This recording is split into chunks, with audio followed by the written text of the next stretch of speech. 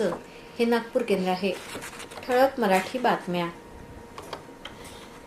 आकाशवाणी नागपूर. हेमांगी कुलकर्णी आपल्याला ठळक बातम्या देत आहे.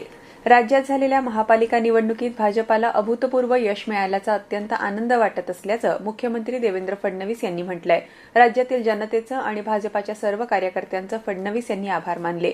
हा विजय म्हणजे पंतप्रधान नरेंद्र मोदी यांच्यावरील महाराष्ट्राच्या विश्वासाची पावती असल्याचं ते म्हणाले. हा विजय सर्व कार्यकर्त्यांच्या मेहनतीचा आणि जनतेनं आमच्या विकासाच्या धोरणाला मान्यता दिल्याचा परिणाम असल्याचं ते म्हणाले. दरम्यान राज ठाकरे यांनी महाराष्ट्र नवनिर्माण सेना आणि शिवसेनेच्या निवडून आलेल्या सर्व नगरसेवकांचं अभिनंदन केलंय. यावेळची निवडणूक ही सोपी नव्हती. अचाट धनशक्ती, सत्तेची शक्ती विरुद्ध शिवशक्ती अशी ही लढाई होती. पण या लढाईत दोन्ही पक्षाच्या कार्यकर्त्यांनी उत्तम झुंज दिल्याचं ते म्हणाले. महाराष्ट्र नवनिर्माण सेनेला यावेळेस अपेक्षित यश मिळालं नाही याचं दुःख त्यांनी व्यक्त केलं.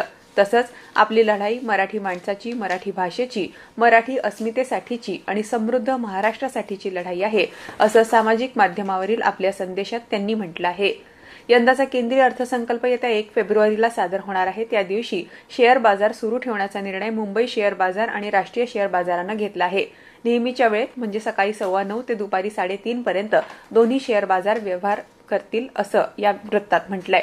भंडारा जिल्ह्याच्या तुमसर तालुक्यातील मोहगाव इथं जिल्हा परिषद पूर्ण माध्यमिक शाळेत शिक्षकांची संख्या कमी असल्याच्या पार्श्वभूमीवर जोपर्यंत शिक्षक दिला जात नाही तोपर्यंत विद्यार्थी शाळेत पाठवणार नाही अशी भूमिका पालकांनी घेतली आहे. या शाळेत 82 पटसंख्या असून 3 शिक्षक कार्यरत आहे. पालकांनी वारंवार शिक्षण विभागाला निवेदन दिल्यानंतरही अजूनपर्यंत एकही अतिरिक्त शिक्षक या शाळेवर नेमण्यात आला नाही. त्यामुळे पालकांनी ही भूमिका घेतली आहे.